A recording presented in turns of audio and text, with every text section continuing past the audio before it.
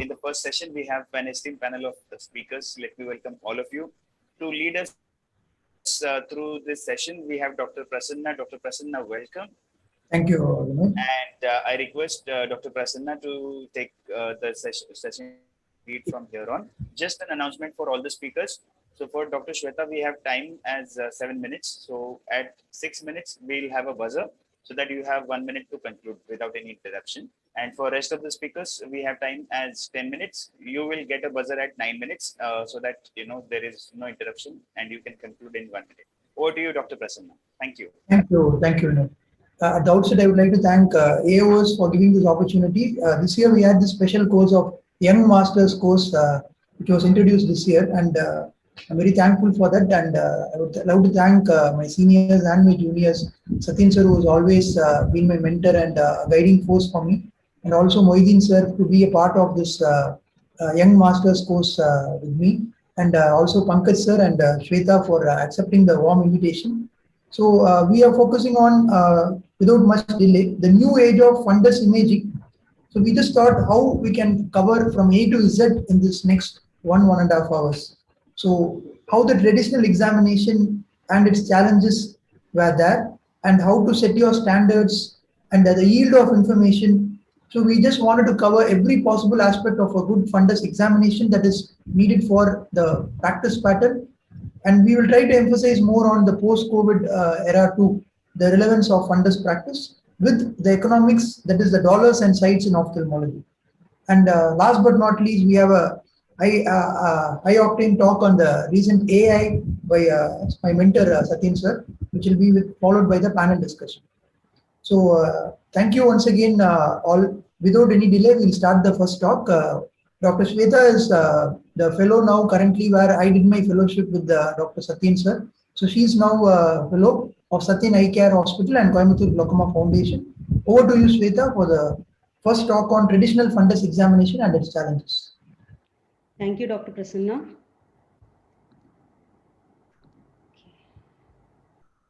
So I'll be sharing my screen. Let me walk you through the traditional fundus examination and the challenges that we face.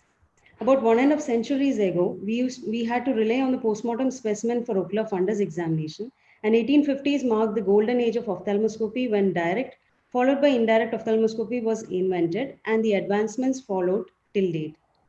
So in your clinical practice, we have direct ophthalmoscope, slit lamp biomicroscopy with various lenses, indirect ophthalmoscope, and the digital fundus photography for your fundus examination. Direct ophthalmoscope used to be very popular because of its wide availability, low cost, and portability. And the working distance was 1 to 2 centimeters, and it had an excellent magnification of 15 times. The image formed in the direct ophthalmoscopy is erect virtual image, which is projected behind the subject's retina.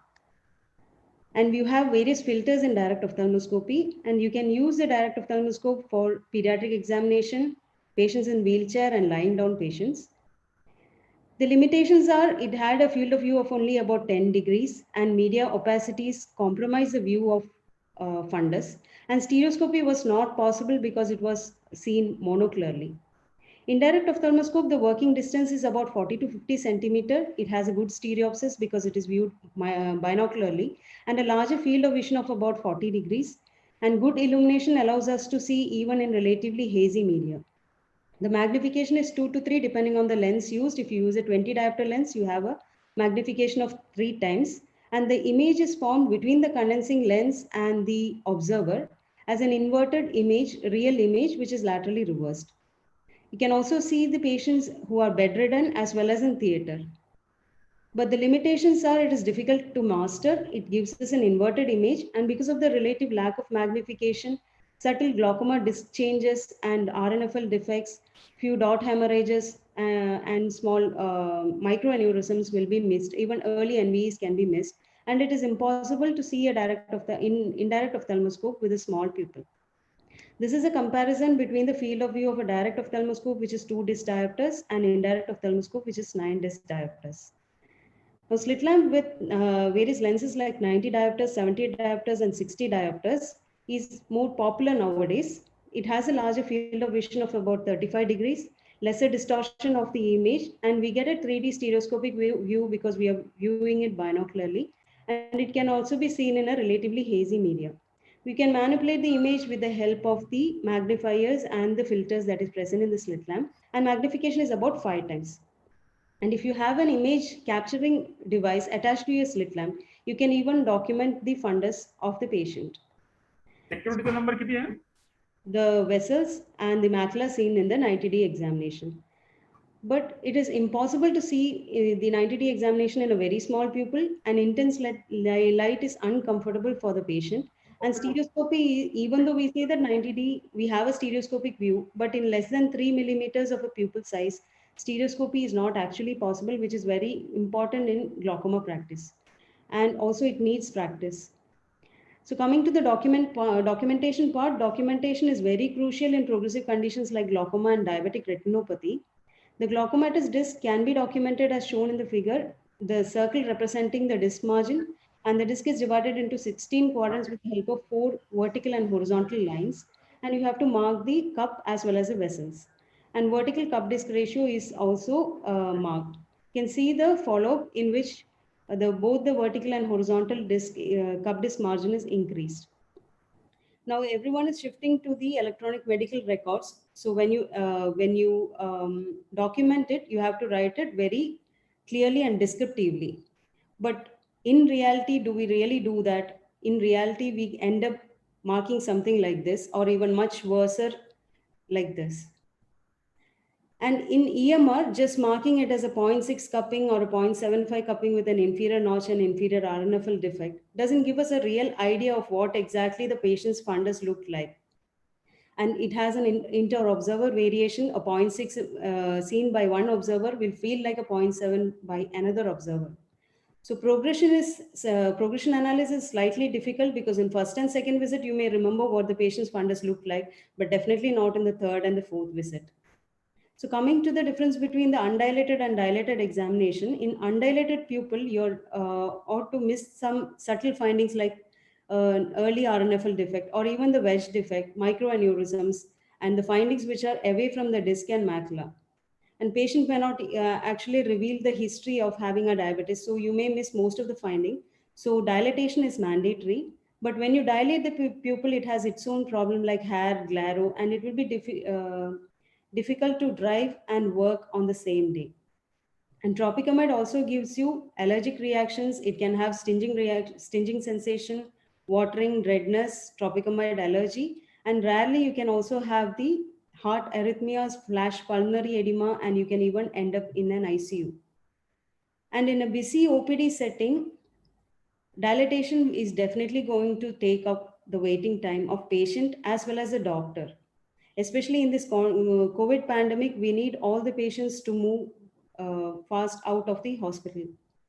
And finally, direct ophthalmoscopy is not recommended in COVID era because you see the working distance is only 1 to 2 centimeter, and you invariably go and end up touching the mask of the patient. Even in 90D examination and in direct ophthalmoscopy, to get a stereoscopic view, you are going to touch the patient's mask.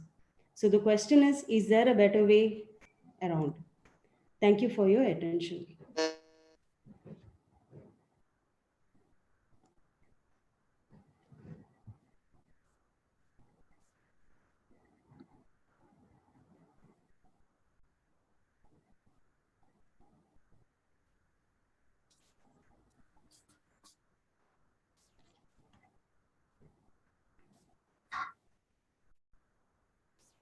Prasna?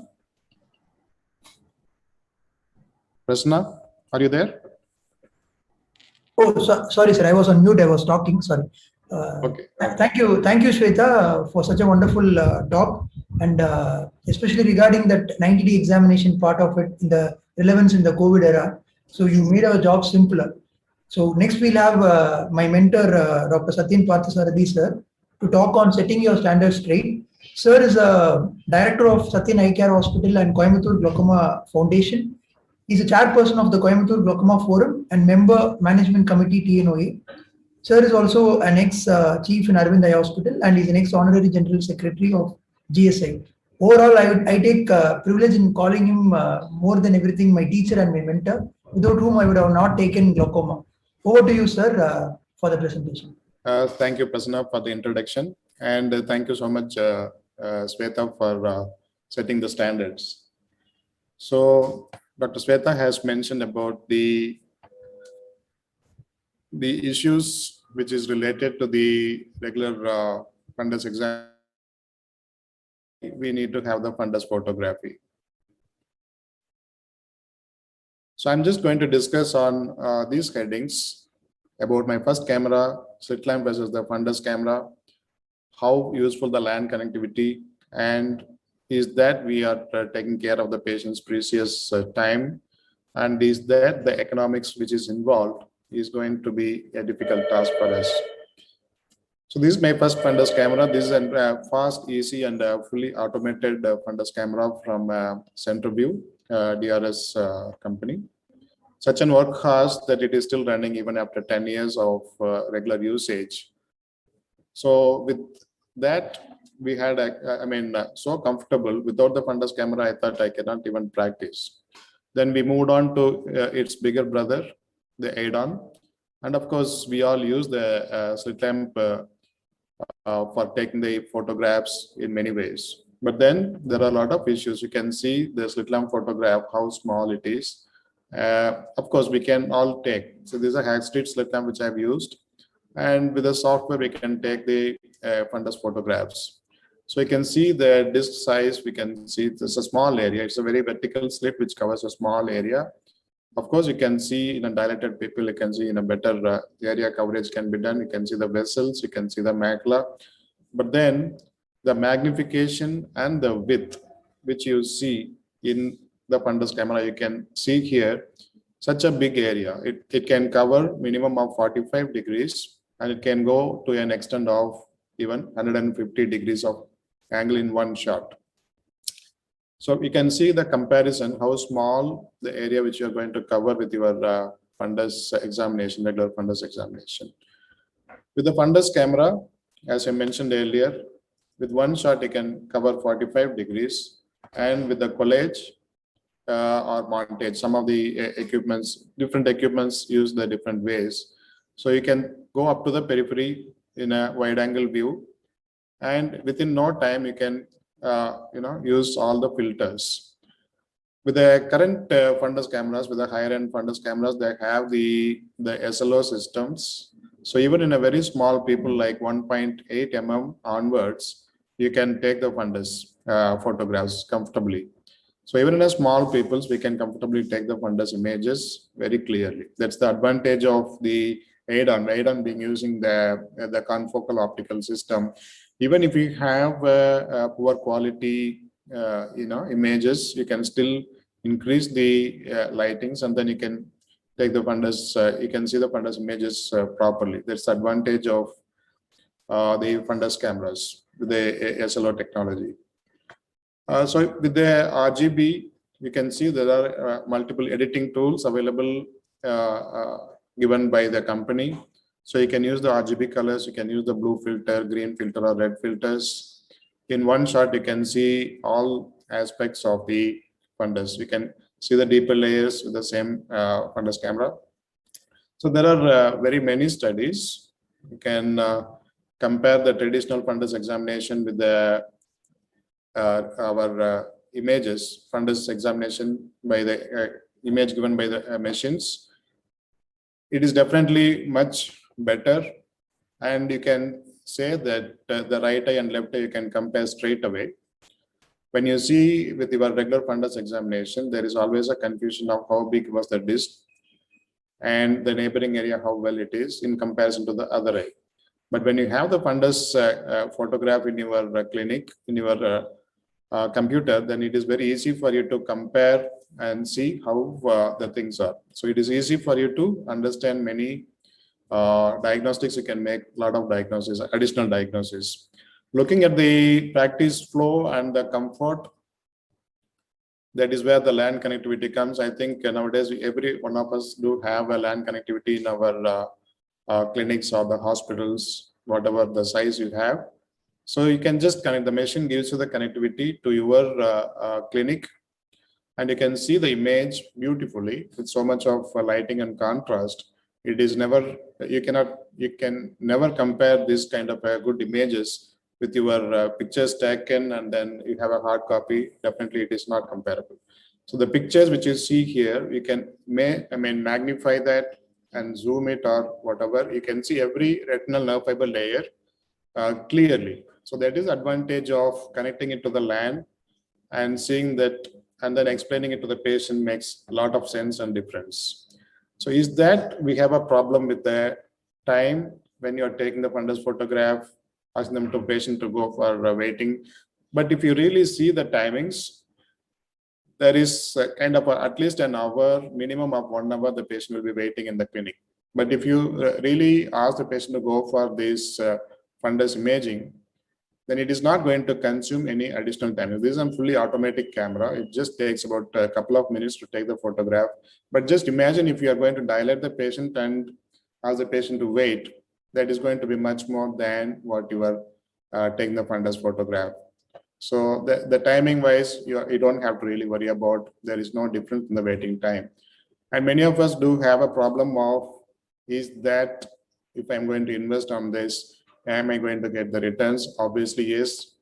I don't want to say this as a commercial aspect, but this is just a very simple calculation. Even if you charge very less, if you do more number of patients, then definitely you can get the money back. So it's not a problem of money or what I'm talking here. How much of additional diagnosis that you can make from looking at the fundus photographs, and probably you might ask for more investigations and more procedures are going to be there when you're going to take the fundus photography for sure. We have changed our mind because definitely the yield of information is far more superior, and the way you diagnose where the patient's disease is definitely something different. So let's make a change today. Thank you so much, Prasanna. So thank you for such an enlightening talk, sir. Especially for youngsters who are looking in investing point of view, I think that would have served a much bigger aspect as to why we need to change from a traditional examination to a fundus photography examination. And without much delay, I'll start my presentation. So the yield of information, as Satyen sir was talking about. Sir, is my slides visible? Yes, Prasanna, your slide and audio both are there. Okay. So you can just pin me, Vinod, because I'm using my own screen to talk. So as sir was rightly pointing out, the yield of information, which is very important and the practical examples and the best practice in clinical workflow is going to be my topic for the next few minutes. So initially when we planned this session, actually we had a tie-up with EDON and we wanted to go and do it in a 3-dimensional way, especially for our participants who are going to attend the symposium. We thought, why not give a 3D display for them? But unfortunately, due to this pandemic, we are not able to do that. But still, since this is a recorded session, I would still advise you to go ahead, and if you have this video access in the future, you can still use your 3D glasses. There are some pictures which will actually have a good representation of how the 3D imaging will be. As Sir was pointing out, and Shweta was also covering, the slit lamp examination, we use 60D, 78D, 90D to get a stereoscopic evaluation of the optic disc. So this is one of my images taken at Satyan Eye Care when I was my fellow there. So you can see, as Sir rightly pointed out, when you use the slit to view the optic nerve, it's quite small in size. You may not really get a good view of the optic nerve size stereoscopically. The problem is the pupil needs to be at least 4 millimeter in diameter to have a good stereoscopic view of the optic nerve, the contour of the cupping depth, so and the vessels, how it is going to bionate and so on. And you need to have an eye magnification too in the slit lamp. And as Shweta pointed out, the clinical drawing, though fundus photography is taking leaps and bounds, clinical drawing is indispensable even today, because when you see a picture, you can still draw a good clinical drawing and a picture from Beckers and Schaffers. As you can see here, this box here, from 6 months after, you can see the vessel is slightly bended. So even with clinical drawing, if you are going to have a good concentration, you will still get your reward. But the problem with clinical drawing is it's always a 2D diagrammatic rendering of a 3D structure, because we are drawing a 3D structure. But that doesn't serve the purpose, because isn't the clinical examination and documentation incomplete? because the fundus diagrams are a 3D rendered model. It can't be represented 2D. It is something like an architecture of a building which has to be represented three-dimensionally. So that is where no financial disclosure. The EDON True Color confocal scanner, as Sir was telling, as a big brother. So I also started with DRS and then now with EDON. The stereoscopic fundus capture is similar to the slit lamp in many ways. As you can see, in slit lamp, we use the magnification to view the disk. In the fundus capture, we have the zoom, and it's very comfortable if you take the LAN connection at your slit lamp. You can have your system near it and you can use the zoom. The principle of this particular technology is, it's quite simple. It takes two offset images. The two images are slightly offset from one another of the central nasal field will be captured with automatic alignment and focus. There is a delay between the two shots in order to let the pupil recover. Otherwise, what happens is, bigger the pupil, better will be the stereopsis. If the pupil is small, then you don't really get a good image. Preferably, if you put a dilating drop, it will be better for stereopsis. But according to my knowledge in my practice, still without dilating also, this technology is able to give you a moderately good image in stereoscopic view also. So this is an example of an increased vertical cup disc ratio. So again, as I was saying, I wanted you all to experience this in a 3D way, but still the recording is there. I hope it will be accessed in the future.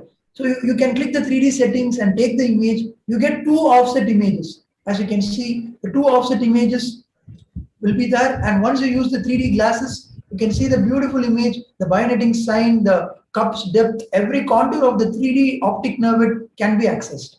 And this particular 3D glass has a lot of settings. It has a magnification factor. If you have a 3D TV, 3D PC, an iNotebook or an iPad, everything you just need to alter your settings slightly and it gives you a good 3D view. As Satyen sir was pointing out, how do we set up the workflow? So myself and Satyen sir, we published a paper in the Indian Journal of Ophthalmology as to how the soft copy examination is very important for a glaucomatologist, because there may be 3 cabins, 4 cabins. So one single mission can give you relay for all the 4 cabins, and you can use the maximizing the yield of the fundus photograph. So you just need to use your, if you have a wireless web interface, then you can go for wireless, or you can use a local area network to establish the connection from the machine to your PC desktop so that the screen mirroring takes place. So I would recommend all the participants of this instruction course, if you have time, please do read this article. We have gone in a comical way and told it as an infinity tools. That is our gadgets. How are we going to link it in the gauntlet that you saw in the Marvel Cinematic movie? So this is our article, as I was telling, on how LAN is having an impact in current practice. Because today we don't see ourselves taking soft copies. You can't waste your paper. You have to go green. And there is also the COVID factor. So it's better to go soft copy because there are droplet related transmissions taking place. So the soft copy is going to be one of the future aspects.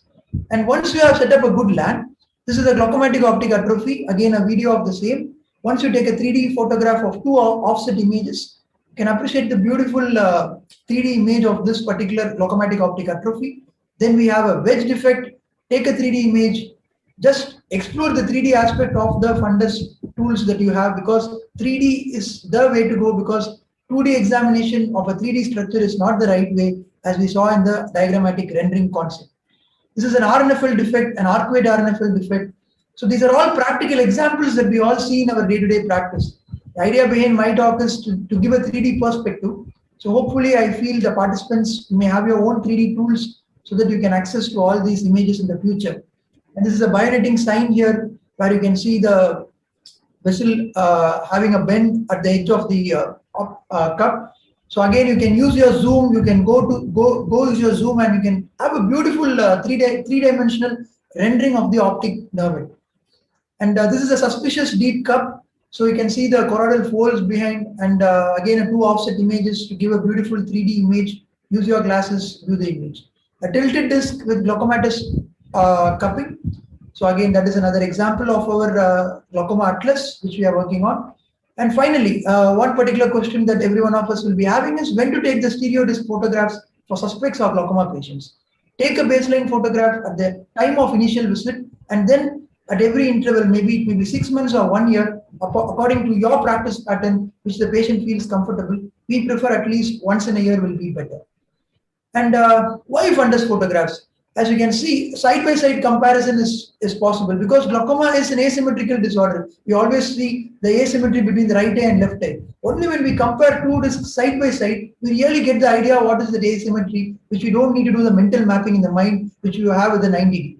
And always, another point that Shweta also pointed out, a cupping. This may be a 0.85 for another person, it may be 0.9 for another person. But when you have a tool, you can go as precise to reduce the intra-observer variability, so that the patient gets the benefit of doubt and he does not have different cupping at different visits, because manually we tend to make some errors, but digitally up to 2 digits, 0.88, it works wonders. So the risk profiling is very important. That is another aspect. A normal tension glaucoma, we may have a patient with a splint hemorrhage, as you can see here, with an inferior RNFL defect.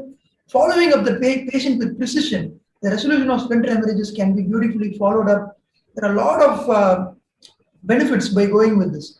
And as a glaucomatologist, last but not least, a holistic evaluation of comparing the cup with the structural damage with the functional damage. You can see that the superior notching of the optic nerve is compared with the polar analysis of the visual fields. So this also is applicable only with the technology of LAN, where you can be at your own comfortable place and access this. So approach holistically. Fundus, yes, we have our topic on fundus, but this is a very important take-home message because visual fields, IOP, gonioscopy, OCT and CCT are very important. The facts are in favor of stereoscopic fundus photograph. The sensitivity is up to 95, the specificity is up to 98, and stereoscopic disc photography has been shown to perform better for glaucoma screening than perimetry. Even certain studies have reported that. And the current relevance of stereoscopic fundus imaging, as every one of you will be having your own physical barriers. We have this one particular cubicle here, and you can see that we have positioned the fundus photograph here with the opening here for the patient to place their headrest and leg rest to have a comfortable examination. So this is just a teaser for my next talk, which I'll be talking on the quality of imaging too, as to how we have validated the study and we have published the data. So this, and as Shweta pointed out, we are living in the COVID era where there are two main difficulties. One is accidentally touching the patient's face or mask. Second is if you are a shield guy, where you have a shield in your face or something. Again, that is also going to cause a poor visualization of the fundus.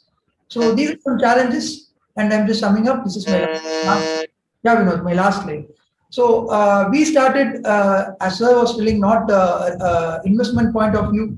When you see 50 patients a day and predominantly 35 patients are new patients, if you charge 100 rupees extra for a patient for fundus photograph, which we are actually implementing here, because we felt the non-contact procedure is much better, you may end up having a return of investment for DRS within 2 years. Again, no financial aspect, but this is something that is needed for a private practitioner at a very early stage. And we do have sessions on the artificial intelligence, which Sir will be talking in detail as to how we are annotating the disc separately. You can see we have created our own tools as to how the cup disc and the peripapillary atrophy can be annotated separately. So far in literature, this concept has not been published, where we are validating the disc, PPA, the RNFL separately. That is something that myself and Satyen sir are working on. And last but not least, so this has really served as my COVID buddy, and I'm grateful to my mentor again. I've thanked him enough, but I'll keep on thanking him because he's the reason why I'm standing here. And thanks a lot once again, sir, for this wonderful opportunity. As I've taken glaucoma and I'm exploring all these technologies because of you. I would like to thank him and invite you. Thank you so much, Prasanna, for our wonderful talk. Thank you. And probably we'll just discuss more when it comes to the discussion session. So now I think we'll just move on to Dr. Pankaj's talk. Probably Prasanna can just introduce. Yeah.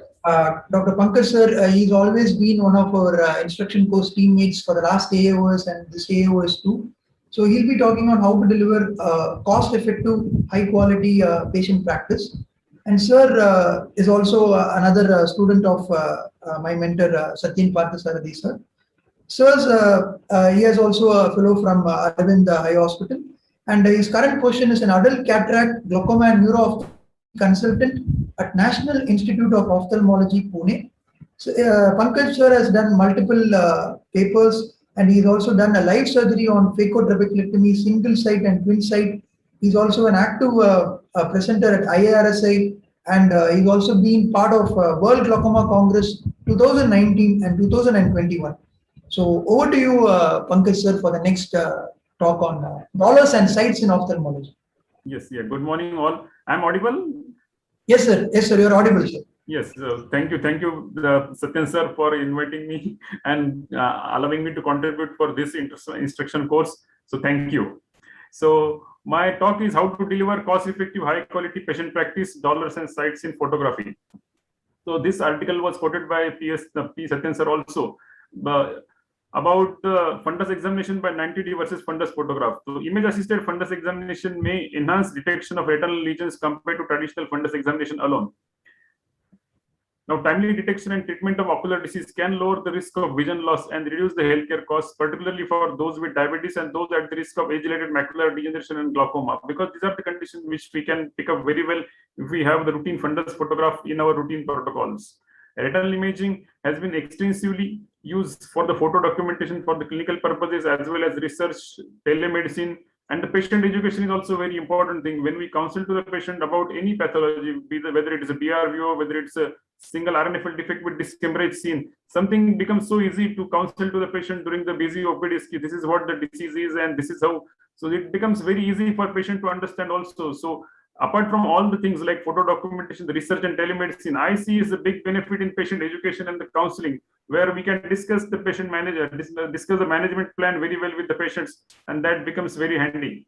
So some of the studies have demonstrated fundus photography is superior to dilated fundus examination, particularly for detection of subtle retinal lesions such as microaneurysms, very early microaneurysms, small retinal hemorrhages, neovascularization at the disc or elsewhere. And this kind of early diagnosis of diabetic retinopathy is where then we can again make the difference by asking them to have again a tighter control of diabetes. So detecting things in a time and the lead time that this provides, that really works in patient's favor. So that's why the routine fundus photography should be the important thing for all the busy practitioner and especially the private practitioner. Now, fundus photography technology also has evolved over a period of time, where initially most digital photographs used to be only of 30 to 45 degrees, but now we have up to 200 degrees wider photographs also available, where we can examine the mid periphery and up to the periphery also. And non-mediatic one, which has now been the reliable screening, and that is a time saving also, as sir has clearly pointed in his presentation, that dilatation and again patient waiting in the busy COVID time, again you calling them for examination and photographs. So recent non-mediatic ones, they are the best one because they save the time for you and for the patients also, and no need then again the discomfort of 2 hours because of dilatations. And these are the various lesions which are subtly picked up by the fundus photograph, which can be very easily missed on the clinical examinations. And of that are the suspicious cupping or some thin retinal nerve fiber layer defects, some staphylomas, posterior pole macular pathologies like drusense, RPE changes, some small hemorrhages in the periphery, some scars, choroidal nevus, peripheral retinal degenerations or hemorrhages, retinal holes, some vitreoretinal interface abnormalities. So these are the common things which can be very easily missed in our clinical practice, which fundus photographs gives us a diagnosis. They document that, and with that we can follow them future, because some of these things can worsen over a period of time and can become then the clinical emergencies over a period of time. And the economics of investment, as it was pointed out by the Satyan sir also and the Prasanna also. And now there are various issues. One thing is about having a very good OCT, which itself has a very good fundus photograph. So now no financial interest, but whatever OCT I have, that has a very good fundus photo image, and it gives up to 12 megapixels fundus photograph image, and that works well for me for studying the RNFL. So one option is having a OCT with good quality fundus photo machine that serves both purposes. Otherwise, someone is having a more retina focused practice, they can have ultra wide fundus photography machine also. Now, adding routine fundus photo cost to the patient's routine OPD charges makes the break-even investment easily achievable. Because as Prasanna was also pointing out, if we add just a small cost to our routine OPDs, maybe say 100, 200 rupees per OPD cost, and that we go on accumulating the number of volume that we see in the OPD, number of diabetics, number of the patients who will require routine fundus photography. In fact, all this suspect, all glaucoma patients, everyone undergoes fundus photography in my clinic. So that how then if we go on adding so many fundus photographs per day, the break-even cost for investment is easily achievable in 1 year, 1.5 years, and whatever life machine has, each machine like 6 to 8 years, the machine will be profitable in long run. So why documentation with fundus photograph? Because it is worth in the current medical legal era, good for documentation, good for patient counseling, good in medical legal era, and good for serial follow-up. Because I think the next talk is with that only, how to have a serial follow-up with the fundus photograph. So good quality fundus photograph along with good electronic medical record system goes in a long way in streamlining the OPD, patient care, and the record retrieval also. So this is the best way forward for the high quality clinical care, in my opinions. Yes. Thank you. Thank you, Pankaj sir, for such a wonderful talk on dollars and sites in ophthalmology. And Satyen sir was pointing out we'll have a good discussion on it at the end of the session. So over to the next speaker, Dr. Moiddin Abdul Qadir sir. He's also been one of our instruction course team members. It's the third time we are doing an instruction course together as a team together from TNOA 2019 Salem and last year at Gurugram. And thank you, sir, for accepting this invitation. Sir is DNB completed from Arvind Eye Hospital, Tirunelveli, and he's joined glaucoma services at Arvind in 2000. And he's currently the chief and head of the glaucoma department at Arvind Eye Hospital, Tirunelveli, and has done his observational fellowship in Johns Hopkins University, Baltimore, Stanford Medical School, and Bascom Palmer Eye Institute. He's also doing a large cohort study on genetic characterization of a primary open angle pedigree from South India. Over to you, sir, for your next talk on the important aspect of documentation and maintaining the data. You have to close or unshare your screen. Pankaj sir has unshared, sir. You can talk, sir. I'm not sharing my screen. You can share your screen. Moiddin, just to interrupt you, sorry. Moiddin, Yeah. somebody is in your backdrop. Can you just ask them to move away a little? Yeah. Okay. Yeah. Sir, your slides are visible, sir. Audio is also fine, sir. Yeah. So I'll be talking about thanks giving me opportunity to talk here again. One more IC. We're talking about record keeping, detection, and documenting progress in glaucoma.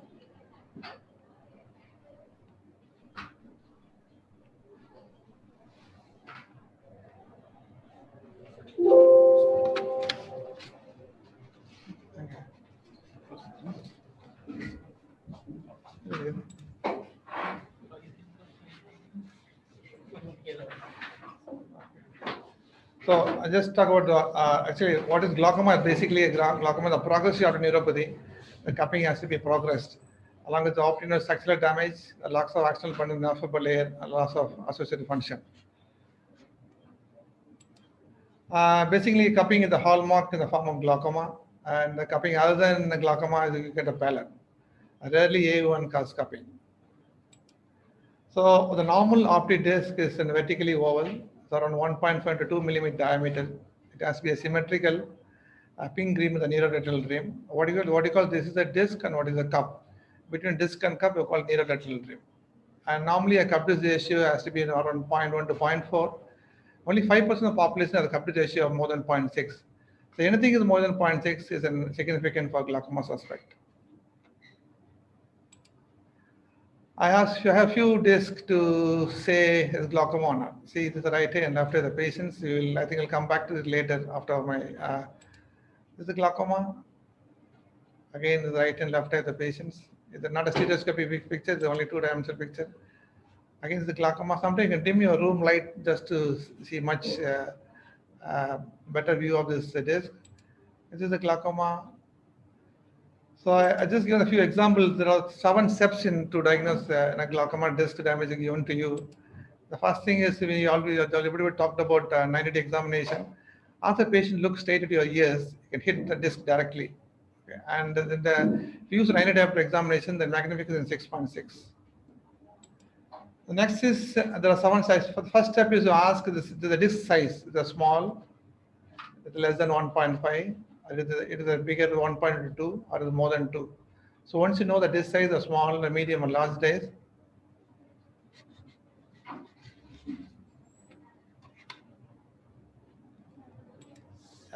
Next thing is to know the disc size. How much to know the disc size? You can make a hack stick. You can measure exactly. You can put a slit beam into the disc, and you can measure how much exactly it is your disc size. Okay, this is an easy way to know your disc size. Number 2 is ask yourself, the disc is it is circular or it is an oval.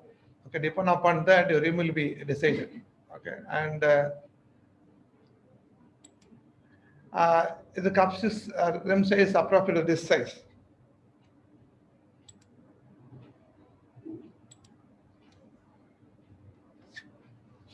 Okay, then you just look at your cup size is approximately this size. See, this is some This is a case of a small disc and having a more cup. This is a large disc having a large cup. So we will, and basically the rules is a small disc a small rim and large disc a large rim, and a small disc suppose have no cup, a large disc suppose a large cup. And if you look at the rim and the cup outline, palate does not follow the rim, and vessels do it more because the first kinging happens at the base of lamina fibrosa, and second kinging happens at the level of the border of the cup. And you can see here there's the bending, the second bending at exactly, it knows exactly how your cup size. And there are bearing of circumference. This is the bearing of circumference vessels and nasal displacement of the vessels. They can add to your diagnosis, but does not prove your glaucoma. And ask yourself where the smallest rim with the different in the temporal horizontal position. Like suppose the rim width basically is called isn't rule. The rim width basically widest inferiorly, then widest superiorly, then nasally, then temporally. It's called, isn't it? In glaucoma, it doesn't follow. In glaucoma, the isn't rule doesn't follow. The thinning in inferiorly, superiorly, nasally, and the last temporally. Ask yourself, did I look at the red-free illumination? And there is any localized nerve fiber defect? Is there any overall decrease in nerve fiber visibility? Especially in a cataract or a PCO, you have a low nerve fiber visibility. If you draw exactly a line at the center of the disc, the fovea fall below that. That is the more number of nerve fibers inferiorly compared to superiorly. That's the reason the visibility is more common in the infero-temporally first, then supero-temporally, then comes supero-nasally, then come infero-nasally.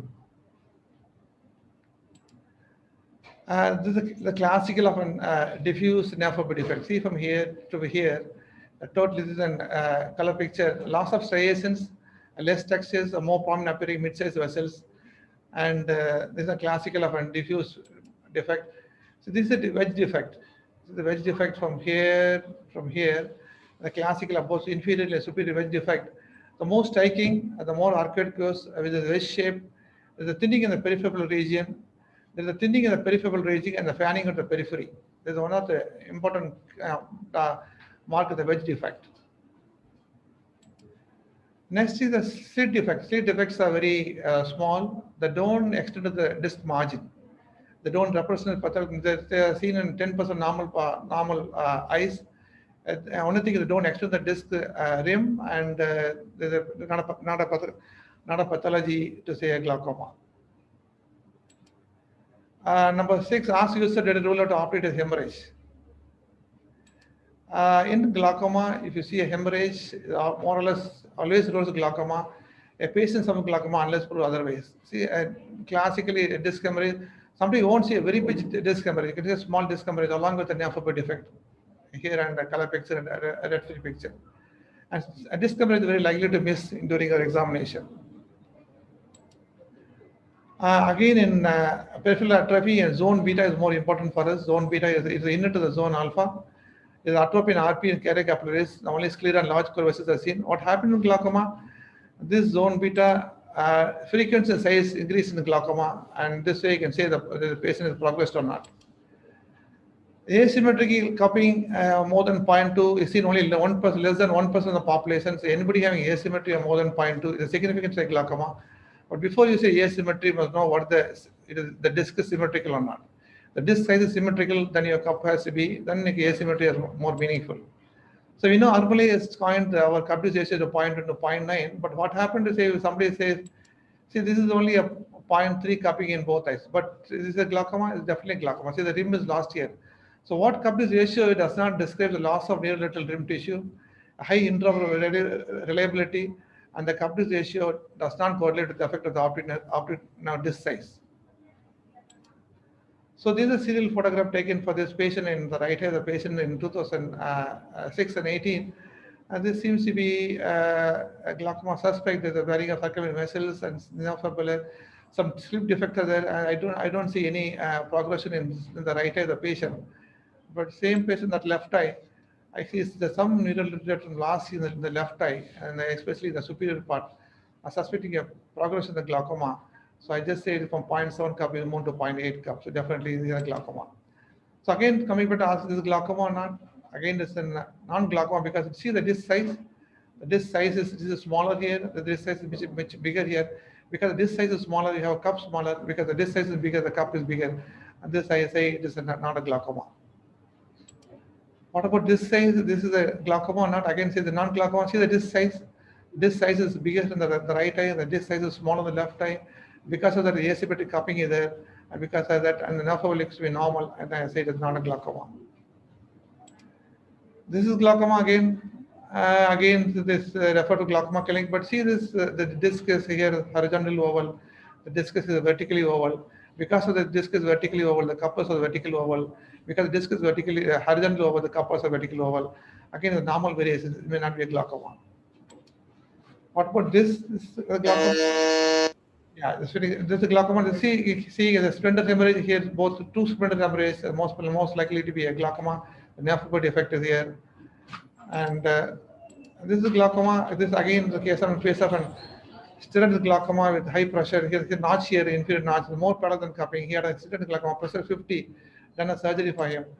And if this is a glaucoma or not, this is a small disc, the large disc. I told you the small disc must not have a cup. You have a cup. So when you have a cup, you always see the nerve, compare the nerve here and here. The nerve defect is here, definitely glaucoma. What about this? This is typically a normal glaucoma. There is a Berger circulation nerve defect. This is glaucoma, and this corresponding field defect, superior scotoma. And this is myocytic glaucoma. Pressure 50, and myocytic glaucomas are very high pressure, severe damage, early onset glaucoma, and trabeculectomy hit 100% of the cases. This is a field defect all the time. So my last slide is to always determine the disc size, check for the unusual disc shape, determine the cup rim size relation to the disc size. Evaluate the rim shape, check for the affability, look for disc hemorrhage, preferably high myopia always rules glaucoma. And optical photography, this way in your imaging technology, there's a role of photography. This is because of non-variable technology. In ocular hypertension treatment study, 80% of hemorrhage are seen in the fundus photo. Where the doubt, always take photo. Thank you. This is my disc. I don't think taking a non-material fundus camera. I feel it's 0.2 and 0.3. Thank you. Thank you, sir. Thank you for a wonderful presentation and sharing your views and data on record keeping, emphasizing the progression documentation and detection. Thanks a lot, sir. Over to the next talk, which is mine, and it is on diagrammatic rendering. So we were talking about the concept of diagrammatic drawing a diagram. Why is it important? There is another concept of diagrammatic rendering, which is more applicable with the fundus photography, and how we are going to enhance the image quality, as Satyen sir was pointing out. With this technology, there is always a chance of what image we get, we can always enhance it. And finally, attaching the best copy for the patient's reference, because ultimately we want the patient to also benefit. So this objective of this framework for the next few minutes, what is diagrammatic rendering? And I'm basically a glaucoma person, but this is slightly a general topic as to practice pattern point of view. The multimodal imaging approach, why is it not just Technicolor? And then we also have done a study on the image quality assessment on fundus images. And can the traditional 90-day examination be replaced is a food for thought question that I'm just placing it for discussion for the elite panel of Satyen sir and Moideen sir after the talk. And image quality enhancement, and finally attaching the best copy. So diagrammatic rendering, it has three components: the image acquisition, the image processing, and the image documentation.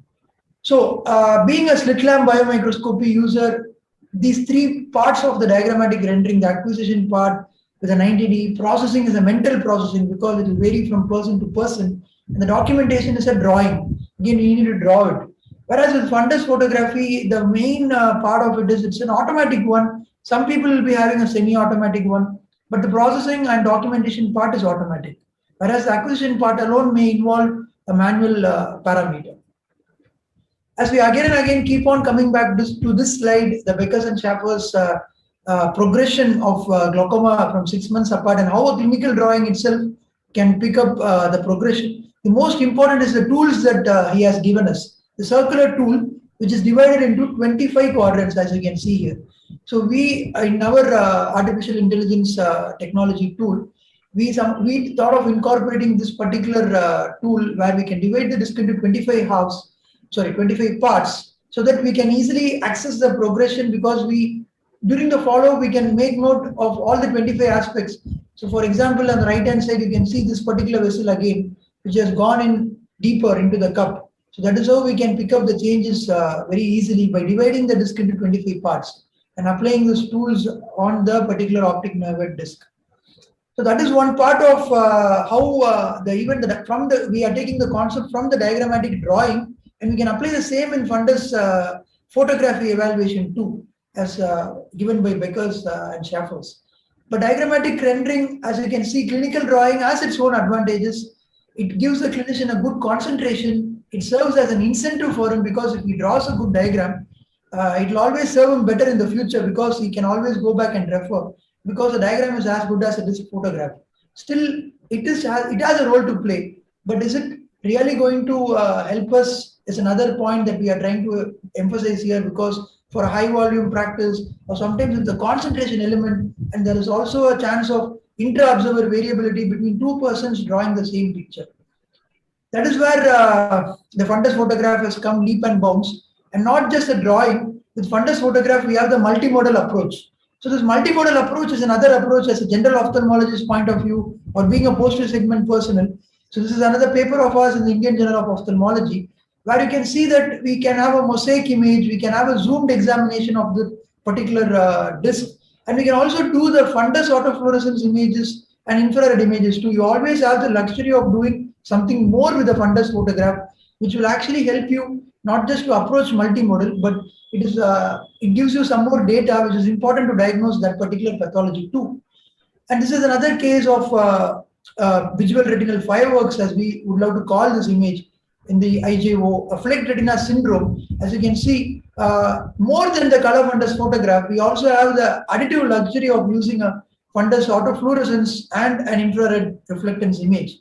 So it makes our job even more simpler. Some pathologies can be picked up much better with other tools too, or it can be picked up with color fundus, but with other images like fundus autofluorescence and infrared image, it makes as a clinician our job even more exciting and thrilling.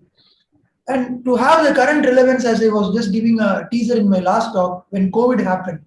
So this was one of the common problems that we were facing. How do we go about using the 90D examination? And there are a lot of difficulty with the visualization due to the shields and multiple problems with the aerosol mediated infection, because as Shweta pointed out, you do a direct ophthalmoscope or you use a 90D, there is always a chance that we may also get infected. This is also another possibility.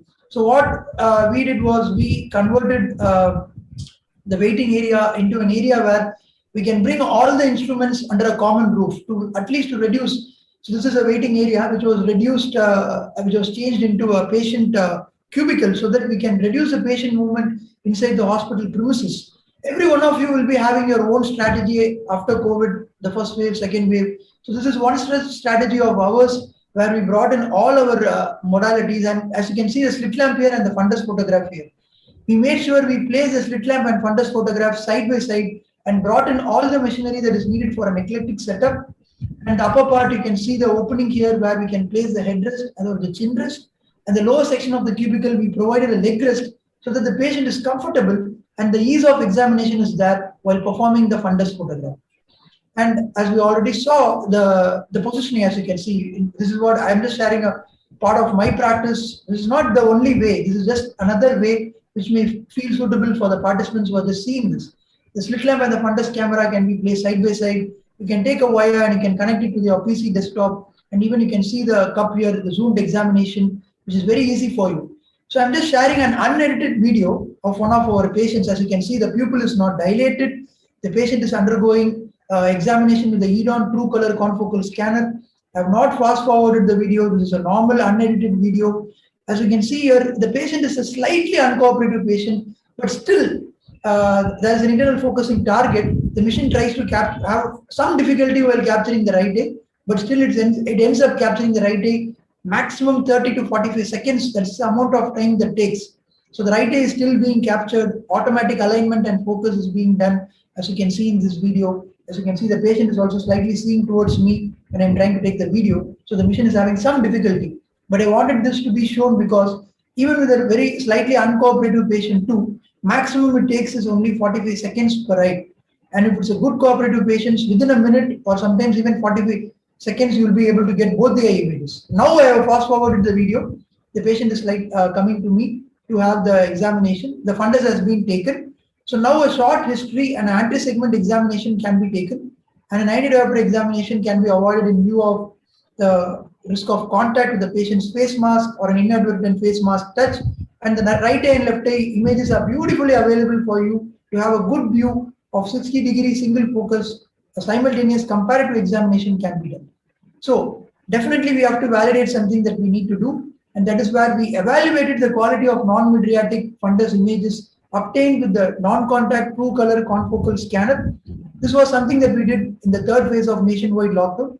Article is now published in the Kerala Journal of Ophthalmology, where we had 831 consecutive patients, 1,662 eyes were taken from May 5 to 17. 123 eyes were not able to be done due to logistic reasons. Only 1,539 eyes were included in the study.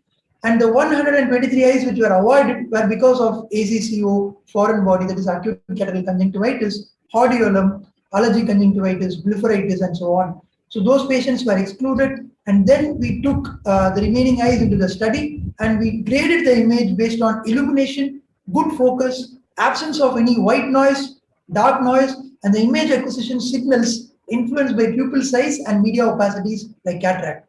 The grading was done by a team of 2 doctors, 1 glaucoma specialist and 1 retina specialist, and they were classified into excellent, fair, adequate, and inadequate. And it was classified as an excellent image if there was no black noise or no white noise. So that is the excellent image, as you can see on the top. Then a fair quality image was graded if there was 25 to 75% of the image had a white noise or black noise, but still you are able to pick up the major diagnostic features such as the optic nerve or macula. It was classified as fair. Less than 25%, it was classified as adequate. And then the inadequate image was something that it was totally washed out either by black or white, or you are not able to make up the diagnosis from seeing that image.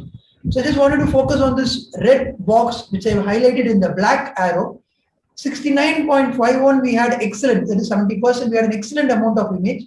17.36 we had a fair quality image, and 8.89 we still had adequate images. Only for 4.24 we were not able to make the diagnosis. That is more than 95% of the eyes we were able to make the diagnosis with the image alone.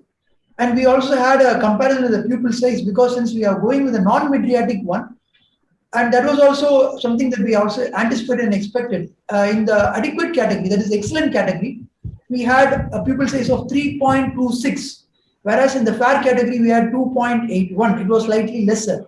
And in the adequate category we had only 2.72. So as the pupil size decreases, there is some challenge in getting a good image. But still there is a way you can enhance the image quality, which I will be showing you later. So the pupil size, as you can see in this red box here, it was higher in the excellent group, and it was getting lower and lower as we go to the fair and adequate group. I'm not going into the details of other data, just one that I want to be emphasized. And as we saw previously, 129 eyes, we cannot get an image at all. That was either because of the pupil or it was because of the mature cataract. In 24% of the people, it was because of pupil. In 76% of the people, it was because of the cataractous nature, as there was a surge of mature cataract cases, especially after the first lockdown, the third phase of the first lockdown. The remaining 1,410 images, we had 1,236 eyes which were normal funduses, and 174 eyes were pathological. So 12% of the data were pathological. And then we saw, okay, how much of new diagnosis were we able to pick up with pathology? Yeah, I'm just winding up. So in that, if you see, 29% had NPDR, 12% already were on glaucoma and on treatment, 11% had ARMD, 9% were PDR already treated with PRP. But the main thing is the 5% and 6%. 6% of them were newly diagnosed with glaucoma, and the 5% of them were newly diagnosed PDR. So still it made a huge game-changing impact. Going only with a fundus photograph, we are able to pick up new diagnoses such as glaucoma and PDR.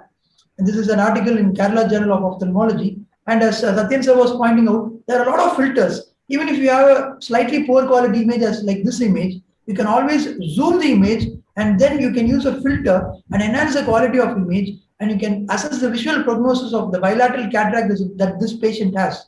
Somehow in the left eye, if you see, the patient tends to have a laminar dot sign, it is picked up, and there is also an elongated vertical cupping, which is a glaucomatous in nature. So the patient can be clearly counseled that what to expect after a cataract surgery, and there is no surprise for the surgeon who is going to perform it. So it is as good as this, the confocal imaging.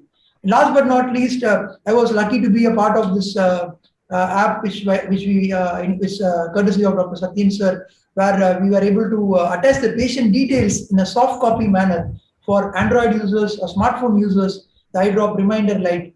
So where the patient will have the best copy with them for future reference.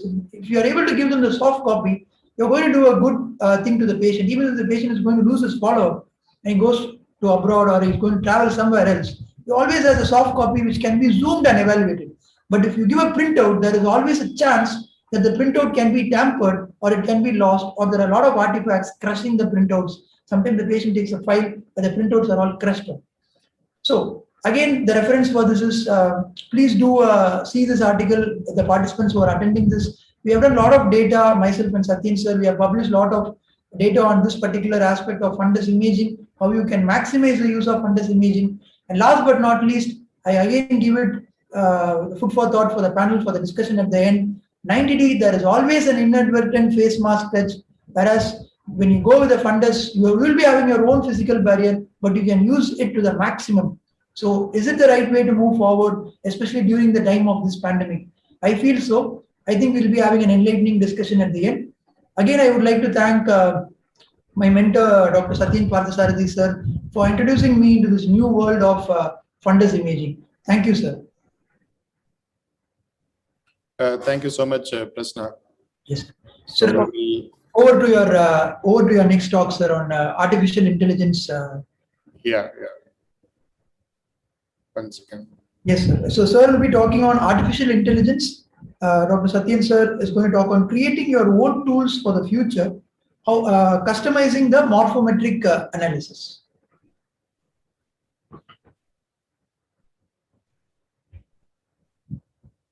Prasna, can you see the screen? Screen is seen, sir. Voice is audible, screen is seen. Yes, sir. Okay, thank you. Thank you, Prasanna. And I think you have hyped a little bit on my talk on artificial intelligence. I don't have any financial disclosures.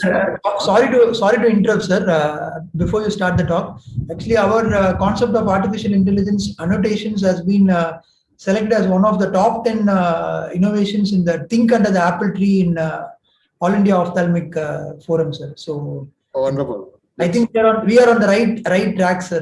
Okay, it's good to go. I just wanted to even more hype it, sir, so that. Okay, I'm not going to hype that part of it. I think only you can handle that, sir. Yeah, over. Thank you so much. Okay, let's move on to the talk.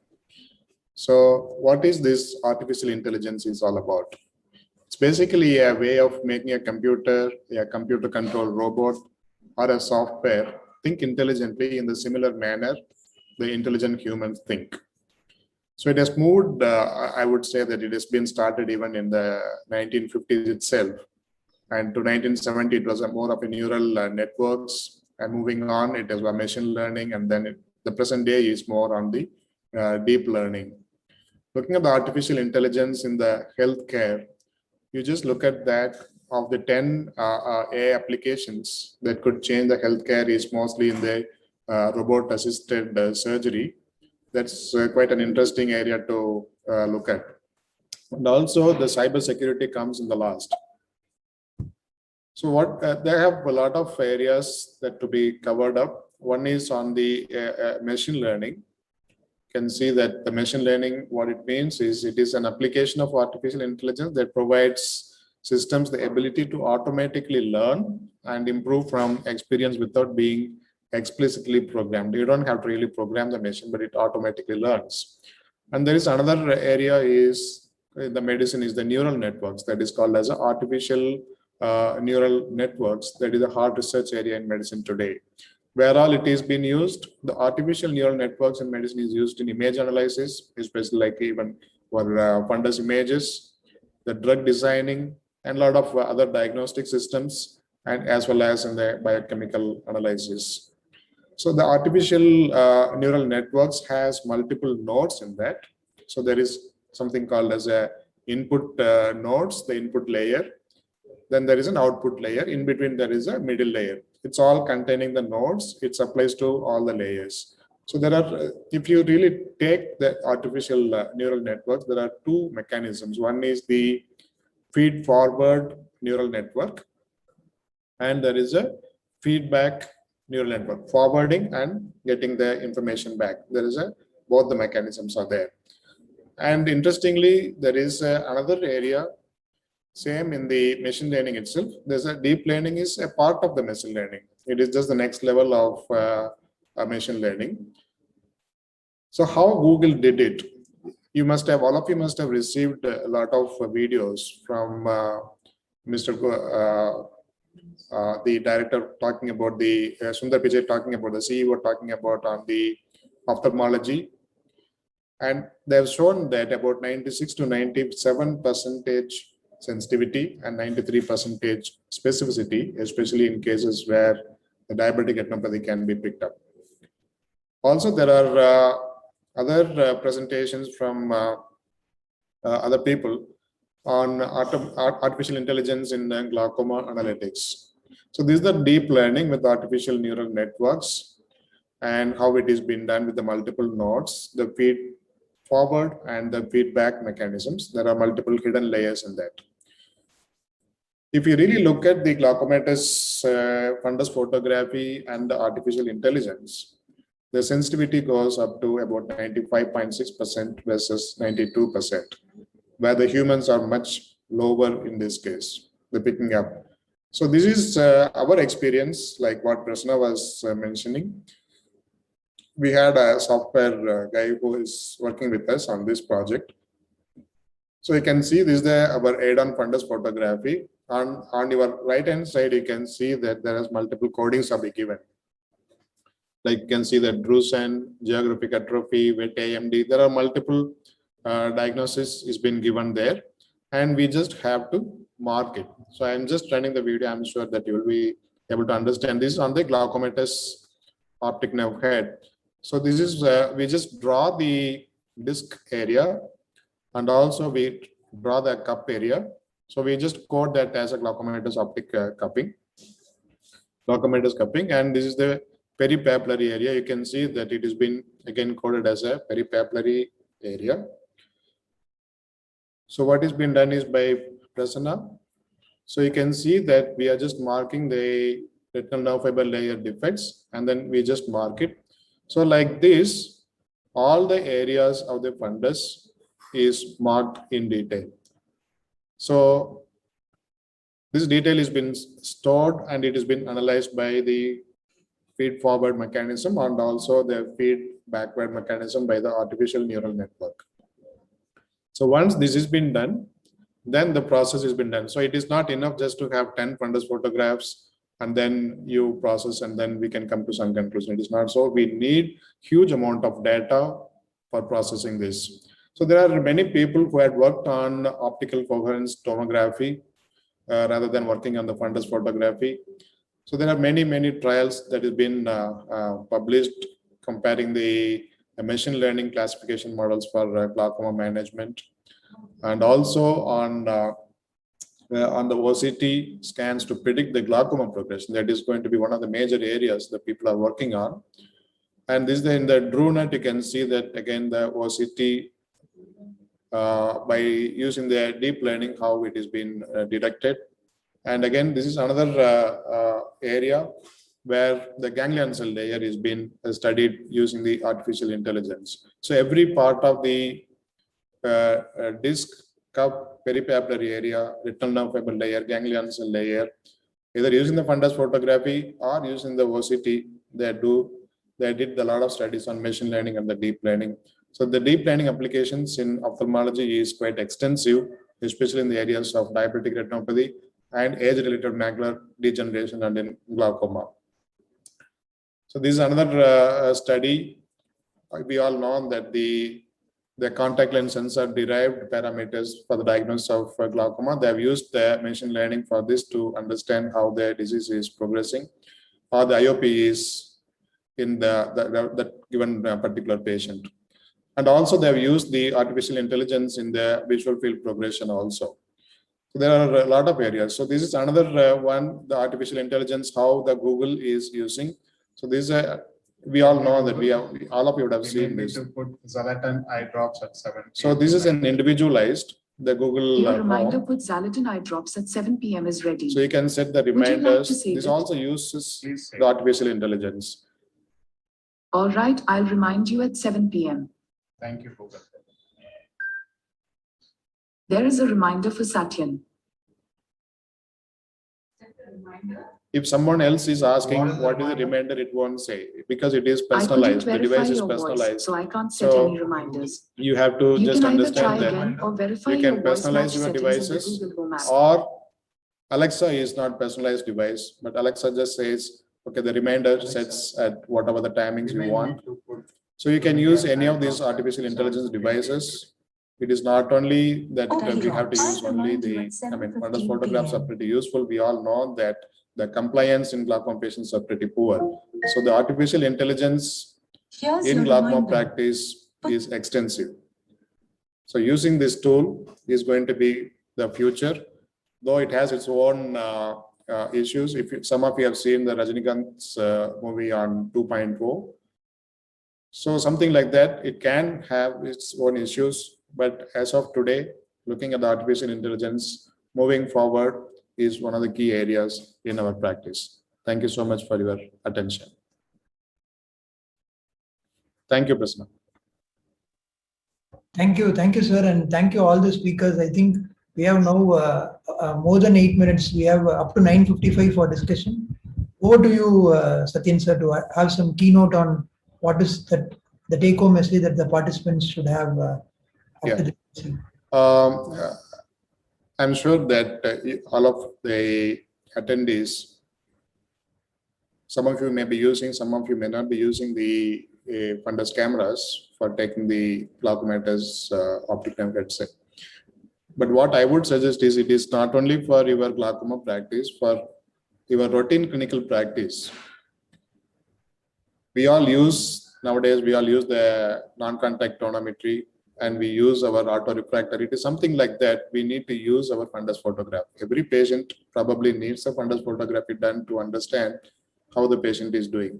Probably you may feel today that I'm just exaggerating the need of fundus photography, but many doctors, whoever I have spoken to, when I told them it is better to use fundus photography, initially they all disagreed. They said, I can see very well and then I can pick up all the diagnoses. But then once they started using, some people have really kind of requested them just try out. Now, I would say that they are not even using the 90D. They all want to use only the fundus images because it is so beautiful. You can just magnify, you can use it, and you can refer it. Even if you have a doubt, you can just keep those fundus photographs for your colleagues to see and give their valuable comments. So try to understand the fundus photography is not the momentary usage. It is going to be for even after 10 years, you can just open the fundus photograph and then you can just read out what is the possible things that the patient has and what is today the patient has. It might be useful like detecting many other diseases which you don't know today, like understanding the cardiac pathologies the patient has. That is one of the areas Google is working on, like understanding whether the right eye, left eye, male, female, coronary artery disease, acute cardiac problems, everything can be picked up by looking at these fundus images. It is just not only for glaucoma, but if you don't have and then just do the fundus examination during your slit lamp, it's just not enough. That's my, probably I would send this message for the audience today. And looking at the artificial intelligence, definitely that is going to be one of the major areas, because we do teach how to look at the disc and what are the signs of glaucomatous optic nerve head. But how many of us can really pick up in everyday clinical practice? That's why I said the sensitivity of 95% and specificity of 92% is extremely good. It is like everybody can pick up, or the machine can easily tell you that whether this patient has a glaucoma or not. Of course, you can use the fundus images to see whether it is there or not. But when the machine gives you the diagnosis, and missing the diagnosis becomes much lesser. That is what is critical today. We know that from Arvind Comprehensive Eye Survey, I don't remember the exact data, that the 93% of the glaucoma patients were not been diagnosed, even though they have been, all of them have gone through the examination within the last 1 year period. They all had a significant glaucomatous nerve head changes. Though we are not going to pick up the IOP as a criteria for glaucoma today, we know that it is the signs which you have to elicit in the glaucoma, in the optic nerve head. Having the fundus images is the best way to go ahead. Yes, Prasanna, over to you. Yes, sir. Thank you, sir. Thank you for your excellent keynote and take-home points. Over to Moideen, sir. Sir, do you want to add anything more as to what the participants of this IC has to take home certain important points? Over to you, sir. Moideen, sir. Moideen, you have to probably unmute or... Yeah, you can listen now. Yes, sir. Yes, sir. What takes on? Yeah, I want to ask you how much is the PD glass and where do you get it? So 3D class, actually, we got it along with the mission, sir. The EDON confocal capture. It is not separately available. I too asked the same question to them because initially we planned this instruction course with our audience having their own glasses. So I also asked the same question to them. But if you have there are many glasses, not just this one. You may have your smart TV with the 3D glass, or there are multiple 3D glasses. So this is just a glass which has been with prisms, which is more high advanced for that particular EDON confocal scanner. One thing is some of the PGs who leave us, some of the fellows who leave us, non-glaucoma people, they'll ask us, Dr. Saab, I want to cut this SO is 0.51, 0.81, is glaucoma or not? I think it's very, very difficult to answer the question unless you send the photograph. A lot of variations in the disc size. If you know the exact disc size is symmetrical in both sides, then glaucoma is easy to detect. Because of the very difficult, more than 60% of asymmetric disc size, and glaucoma detection is more challenging. I think photograph is very important. Even ocular hypertension treatment study, the 80% of the diagnosed only by disc photo. And the small picture I showed you, one small disc I showed you, I said we want to take a small disc size, but we took the picture and sent the patient home. But later we found out that having glaucoma. We called the patient again, you have glaucoma, then we put him on drops. Even experienced people, we tend to miss. I think photography is one of the important tool. With EMR, you can always attach a disc picture now. Always you can go back and see what happened to the disc and any progression is there. Yes, sir. Absolutely true, Moideen. Because today teleophthalmology is one of the major areas that we are all going to practice sooner. Though today with the COVID era, we started doing the teleophthalmology. Without this kind of fundus imaging pictures, obviously we are not going to diagnose, or we are probably going to miss many diagnoses, not only the glaucoma, many other diagnoses we are going to miss. So I feel taking the fundus photography has to be something similar to checking the vision or checking the refraction or checking the pressure. It has to be something like that. We cannot take off that, one thing. And second thing is, we all feel it is going to be expensive, but I can say that the machines are cheaper today. It is not that expensive. We can buy any machine. It is not that you have to buy only the add-on, but there are many machines available. So you have to buy any of the machines you can buy and use it. But if you want much higher quality and smaller people, non-meteoritic cameras will be the best options that you should go for, so that the patients need not be dilated for fundus photography. That is another thing.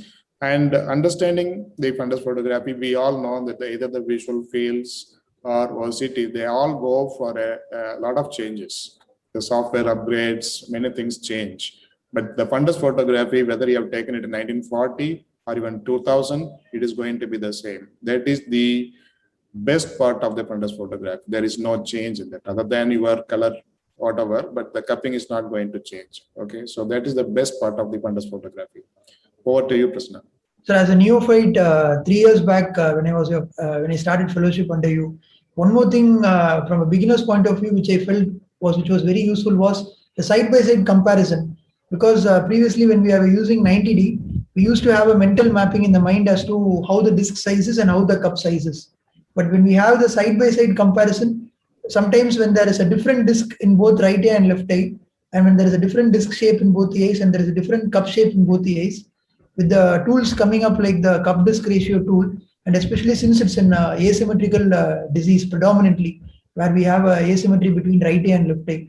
That is one thing that really helped me as a neophyte to start off my diagnosis with fundus photography. And then sometimes retrospectively, once I saw the fundus, we started applying the same with 90D. Okay, now let me see whether I can pick up the missed findings that I have seen, maybe a notch, or maybe it could be a bionetting sign, or all the textbook signs that has been given in a atlas, like the vessel overpass sign. So those things I was lucky enough that I was not able to pick up something with the naked eye. Maybe after seeing the fundus, I went back and again saw the patient and were able to pick that up. So that was one thing that was under you I learned it, sir. And second thing was absolutely true, Prasna. Absolutely true. And I would like you to express your feelings when you went back from here, and then when you didn't have your fundus imaging system at that time. What was your feeling and what was there running in your mind? Can you just explain? Yeah, true, sir. So after that, our setup is more of 90 diopter high volume practice pattern here. So I went back to the traditional way of teaching initially, where without dilatation, I was not able to see the optic nerve crystal clear as to how to go about it. So we had to dilate the patient. Waiting time was there. But that was before the pre-COVID era. So we put the dilating drop. We have to. Then I was going with the 90D examination and the red-free filter examination. But still, it was not very crystal clear for me. So I was not able to convince the director here, Ramesh sir, who was incidentally my father also, but I was not able to convince him for the first 5 months. He told me, you have come here new, whatever is there, you just make sure you do with that. Don't come and tell you want that mission, this mission, just make sure you go with it. But then when COVID happened, things were forced and he had to buy the mission, because then I was able to convince him also that we'll go with imaging because of the proximity of examination. I think now, more than me being with the fundus mission and sleeping with the mission like this, I think it's it's the director here who is doing that. And I think without LAN, now he gets jittery. Why the LAN is not connected? Immediately in the morning, if he comes, if the LAN is not connected, if the fundus mission is not working, then I think that is one change that happened here. He's a traditional practitioner for the past 20-25 years who's using 90D. But now without fundus photography, I think that day here, everything gets clogged when people go back to the... So it is basically, our idea is not to promote a particular machine or company, but what we are trying to say is the fundus photography is so valuable. Once you start practicing using the fundus photograph, then you will start understanding how much probably you have missed or how much probably you are going to miss if you don't use it. So that is the message I wanted to send it across. Because using the fundus photography, not for today's practice, forever. That's the message. No commercial interest is what, again, as you rightly emphasized. And there are some general ophthalmic pathologies that I also pointed out. The autofluorescence, the infrareflectance image, the holistic diagnosis, it really helps us a lot, sir. Again, which cannot be done with the naked human eye. I think Pankaj sir and Shweta also can add their few experiences or their just short comments on whichever is relevant for you. Pankaj sir. Pankaj and others. Before that, Prasanna, how much it cost in area?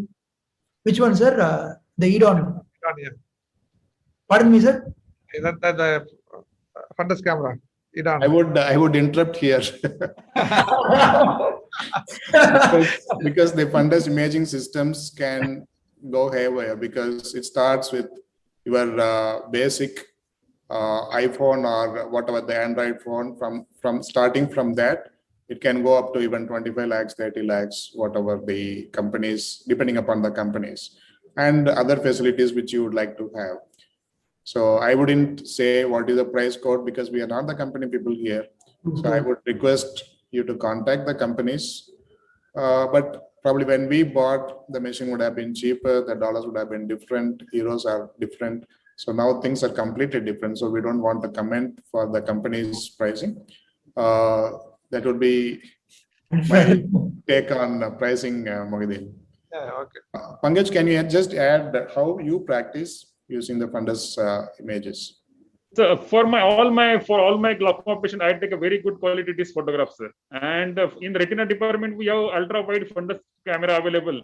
So for many of the patients, we take that photograph also. If we see any retinal vascular lesion or any vasculitis suspected, that day there was just one floater, and we took the ultra wide photograph undilated, and it was Eales disease. In the corner, there was a vasculitis and bleeding from there.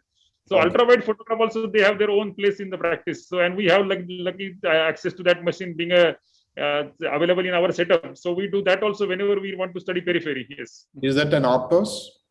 Yes, Optos, sir. Yes, Optos is available with us. Yes. So Mohideen, what do you use? Here we don't use a non-ventilating, we use only routine fundus camera. The FFA fundus camera which you use. Is that okay?